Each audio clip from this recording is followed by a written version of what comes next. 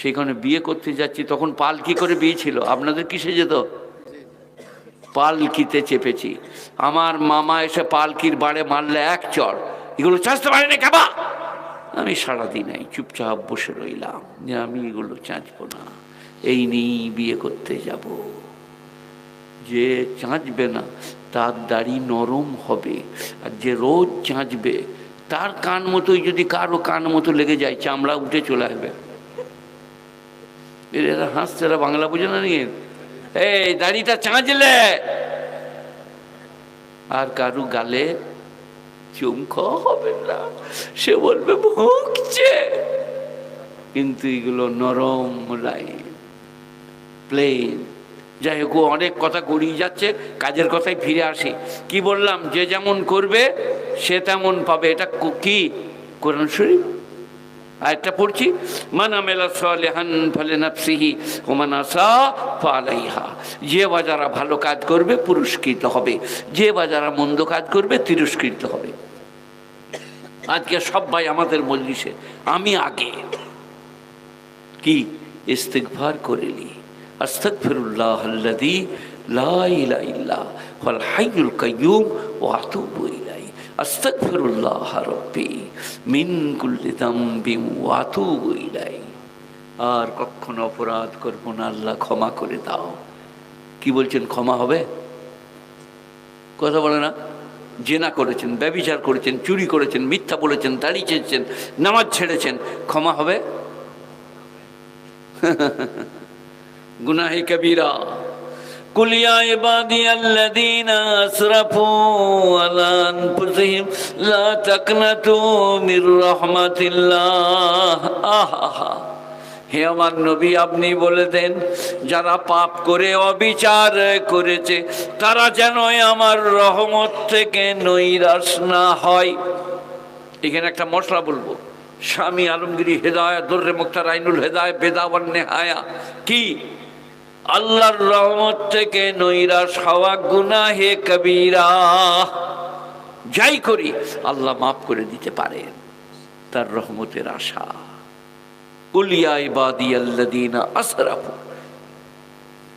লা তাকনাতু মির রাহমাতিল্লাহ। আল্লাহর রহমত থেকে নৈরাশ হয় না। মায়েরা, বোনেরা, আপনারা টিভি, টেলিভিশন, ভিসিআর, অন্যায়, অত্যাচার, অবিচার সবাই বলুন আল্লাহ মাফ করে দিতে পারেন, মাফ করে দেন। তিনি দয়ালু, ক্ষমাপ্রবণ। মাফ করতে পারবে না মনে করা গুনাহে কবিরা। একটা হাদিস বলি, বুঝলেন? একজন সাহাবা গিয়ে আল্লাহর নবীর সামনে বসলেন, হয় আবু দারদা নাহলে হযরতে ওমর। বলি ইয়া রাসূলুল্লাহ, আমার মাফ হবে না। বলি কেন, তুমি কি পাপ করেছো গো? বলে না, আমার মাফ হবে না, আমার ব্যাপারটা একটু সঙ্গীন ইয়া রাসূলুল্লাহ। আমি সফরে ছিলাম, মুর্শিদাবাদ গেলাম বেড়াতে। আমার স্ত্রী অন্তঃসত্ত্বা ছিল, তারপরে বাচ্চি হয়েছে, বাচ্চি মানে মেয়ে ছেলে, তাকে অন্যজনের ঘরে লালন পালন করেছিল। আমি যখন বাড়িতে ফিরলাম সেই মেয়েটি আমাদের উঠানে খেলা করছিল। আমি আমার স্ত্রীকে বললাম, এই মেয়েটি কাদের গো? পূর্ণিমার চাঁদের মতো দেখতে। আহা!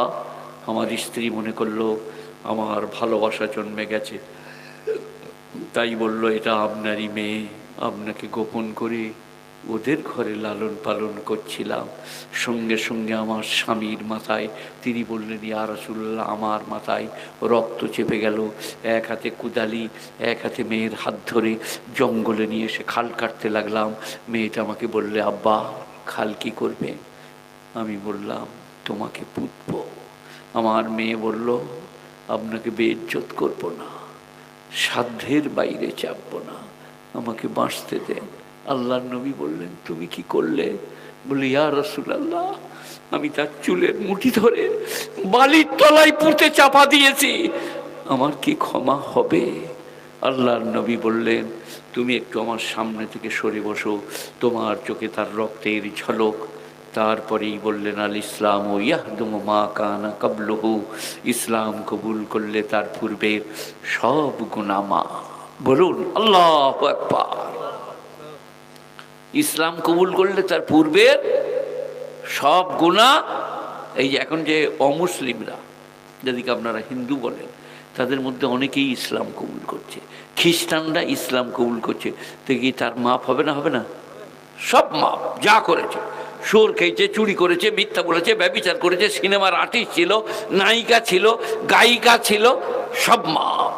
ইসলাম কবুল করলে, তৌবা করলে, আল্লাহ নবী বললেন হাদিস, আল ইসলাম ও ইয়াহদুম হাদেমা ইয়াহদুম মুনহাদিম কান্না মিলা দেনা, আল ইসলাম ও ইয়াহদুম মা কানা ক্বাবলুহু, তোমার পূর্বের সব গুনাহ ইসলাম কবুল করলে ক্ষমা হয়ে যাবে। সবাই বলুন আজকে আশা নিয়ে বাড়ি যাব যে আল্লাহ মাগফিরাত করে দেবে। ভুল করেছি, অন্যায় করেছি, চুরি করেছি, নামাজ ছেড়েছি, আর করব না, আল্লাহ মাফ করে দেবে। তো একটা একটা করে বলবো, মায়েরা, বোনেরা, বাপজিরা, বিধিনিষেধ বলবো ভাবছি, কিন্তু বেশিক্ষণ বলতে পারবো না, অতটা বলতে পারবো না, তবু বলি বিধিনিষেধ। আপনারা বোঝেন বিধিনিষেধ করতে আছে, করতে নাই। কোরআন শরীফ, ওয়াকাযা রাব্বুকা আল্লা তা'বুদু ইল্লা ইয়্যাহ। এক নম্বরই আমরা ফেলিওর। আল্লাহ বলছেন আমি ফরজ করেছি আমার ছাড়া কারোই উপাসনায়, অর্চনায়, আরাধনায়, স্তুতি, বন্দনা চলিবে না। সবাই বলুন আজ থেকে শিরক করবে না, বলেন ইনশাআল্লাহ। মায়েরা, বোনেরা, মনে মনে বলো গাছতলা, পীরতলা, মেহেদিতলা, রওজা, দরগা, থান, ইমামবাড়া, পাথরের ঢিপি, ইটের ঢিপি, কোথাও মানত মানসিক করব না। আচ্ছা, মানত মানসিক করা জায়েজ না না জায়েজ? কথা বলে না? হ্যাঁ, আর আমি বলছি জায়েজ। কি? আল্লাহ আমার বাপ যদি ভালো হয়, আমি মানত করছি 10 রাকাত নামাজ পড়ে দেবো। বলো জায়েজ হবে না? হবে না? তুমি বলে জায়েজ নাই? কি জায়েজ নাই? বাবা পীর সাহেব আমার যদি ছেলে হয়, একটা মোরগ দেবো, 2 কেজি চাল দেবো, হয় কার একার ম কেতি হারাম। এবারে প্রমাণ দিই যে মানত করা জায়েজ আছে কোরআন শরীফ থেকে। পড়বো আয়াত, কথা বলে না? ইয ক্বালা লুকমান, ইয ক্বালাত ইমরাতু ইমরান, সূরাটার নামই সূরা ইমরান। ইয ক্বালাত ইমরাতু ইমরান রব্বি ইন্নী নাযারতু লাকা মা ফি বাতনি মুহাররারা ফাতাকাব্বাল মিন্নী ইন্নাকা আনতাস সামিউল আলিম। মায়েরা, বাপজিরা, সবাই মনে মনে করুন ছেলেদিকে আলেম, হাফেজ, কারি, মাওলানা, মুফতি, হাজি তৈরি করব। মানত করতে হবে না। সেদিনের কথা স্মরণ করো যেদিন ইমরানের বিবি হান্না বললেন, আল্লাহ আমার পেটে যে বাচ্চা আসছে আমি তাকে বাইতুল মাকদাসের খেদমতে দেব। বাইতুল মুকাদ্দাস জেরুজালেম, যেটাকে নিয়ে ইসরাইল বেঈমান হিটলার যাদিকে তেড়ে দিয়েছে, আরবের জায়গায় এসে বসেছে, তারা আজকে অন্যায় অত্যাচার জেরুজালেমের উপরে, আপনার দিকে বাইতুল মাকদাসের উপরে, নামাজি দিকে গুলিয়ে মেরে দিচ্ছে ইত্যাদি। তো ওই বাইতুল মাকদাসে আমার ছেলেকে খেদমতে দেবো, তুমি যে বাচ্চা দেবে। এরপরে কি হচ্ছে? فلما وضعتها قالت ربي إني وضعتها أنثى। যখন বাচ্চা ভূমিষ্ঠ হলো তখন বলছেন, ওগো আল্লাহ, এ যে মেয়ে ছেলে হয়েছে কি করব? তখন আল্লাহ কি বললেন জানেন? লাইসা যাকারু কাল উনসা, যে মেয়ে তোমাকে দিয়েছি তোমার সোসাইটিতে কোনো বেটা তার সমতুল্য হবে না। মেয়েটা কে বলুন? মারিয়াম। মারিয়াম, মরিয়ম মরিয়ম করি আমরা, মরিয়ম তো লয়, মারিয়াম। তার বেটা হযরতে ঈসা আলাইহিস সালাতু ওয়াস সালাম। খ্রিস্টান, ইহুদ, বেঈমান, 3টে খুদা। ঈসা, ঈসার মা আর আল্লাহ। কটা খুদা? 3টে। যোসেফ, মেরি আর আল্লাহ, 3 খুদা।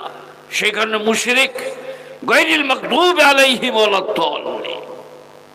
কোরআন শরীফের সূরা ফাতিহার শেষে ওই বেঈমানদের কথা আল্লাহ বলেছেন। পথভ্রষ্ট এবং ক্ষুধাত্রহীকারী।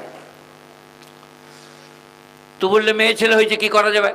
আল্লাহ বললেন লাইসা যাকারু কাল উনসা, যে মেয়ে তোমাকে দিয়েছি কোনো পুরুষ তার সমতুল্য হবে না। এখানে মানত করাকে জায়েজ করা হয়েছে যদি আল্লাহর ওয়াস্তে হয়। বলুন সবাই কি? আল্লাহ আমার স্বামী সুস্থ হলে আমি 2 রাকাত নফল পড়ে দেব। আল্লাহ আমার স্বামী সুস্থ হলে আমি 3টে রোজা ব্রত পালন করব। বলুন জায়েজ না না জায়েজ? এই বাবারা সোনার আল্লাহ জায়েজ। কিন্তু মাজর মাজারে, গাছতলায়, পীরতলায়, মেহেদি তলায় মানত করা হয়াকার রয়াকার